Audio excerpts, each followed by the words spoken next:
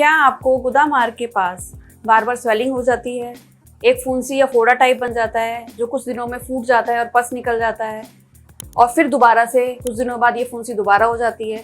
अगर आपको ये सारे लक्षण हैं तो ये फिस्टुला भी हो सकता है।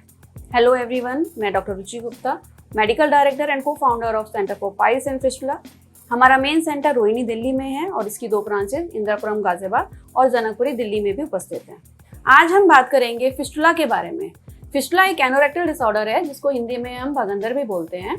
इसमें मरीज को लक्षण आते हैं कि मुझे गुदामार्ग के पास में एक फोड़ा टाइप या फुंसी टाइप हो जाता है जिसमें दर्द होता है और कुछ टाइम बाद वो फूट जाता है तो पस निकलती है या ब्लड निकलता है और मुझे दर्द में आराम आ जाता है। पेशेंट सोचता है कि मैं ठीक हो गया, लेकिन कुछ टाइम बाद, चाहे वो 10 दिन बाद हो, चाहे 15 दिन या महीने भर बाद, फिर दोबारा से वैसी ही स्वेलिंग बनती है और फिर वो भरती है, फिर फूटती है और फिर पेशेंट को आराम आ जाता है।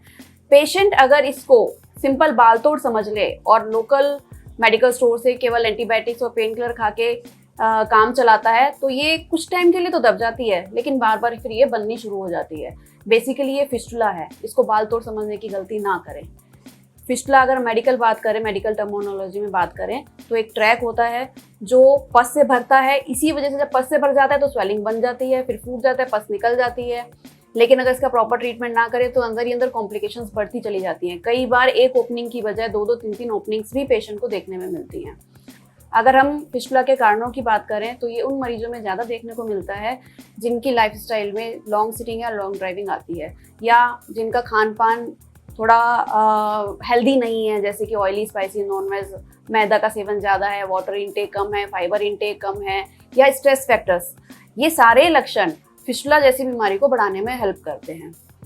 अगर हम ट्रीटमेंट की बात करें तो सभी एनोरेक्टल डिसऑर्डर्स का ट्रीटमेंट 4 तरीके से होता है। एक medicine, allopathic surgery, laser surgery और आयुर्वेदिक सर्जरी। अगर इन ट्रीटमेंट में हम फिस्टुला की बात करते हैं तो फिस्टुला एक ऐसी बीमारी है जो खाली ओरल मेडिसिन से कभी ठीक नहीं होती। आप इसको दबा सकते हैं उस टाइम के लिए, लेकिन ये प्रॉपर ठीक नहीं होती। इनफैक्ट मेडिसिन खाने से आप बाहर की ओपनिंग हील कर दो और अंदर अंदर फिर वो बढ़ता चला जाता है और इन फ्यूचर सेकेंड ओपनिंग या थर्ड ओपनिंग करके फिर ये बाद में मतलब एग्रावेटेड रूप में बाहर आता है। तो बेटर है कि हम प्रॉपर इसका ट्रीटमेंट लें। Centre for piles and fistula में तीनों ही ट्रीटमेंट अवेलेबल हैं, चाहे आप एलोपैथिक सर्जरी की बात करें, चाहे लेजर सर्जरी की बात करें, चाहे आयुर्वेदिक सर्जरी की बात करें। अगर आपको लगता है कि फिस्टुला के लक्षण आपको भी हैं तो आप centre for piles and fistula पे विजिट करें, प्रॉपर डायग्नोज कराएं और सभी ट्रीटमेंट्स का पॉजिटिव और नेगेटिव एस्पेक्ट्स जानें। यहाँ पे मैंने जैसे आपको बताया कि सारे ही ट्रीटमेंट अवेलेबल हैं, तो पहले आपकी डिजीज के अकॉर्डिंग कौन सा ट्रीटमेंट आपके लिए बेस्ट रहेगा, उसके पॉजिटिव और नेगेटिव एस्पेक्ट्स के बारे में जान के फिर उसका ट्रीटमेंट कराएं।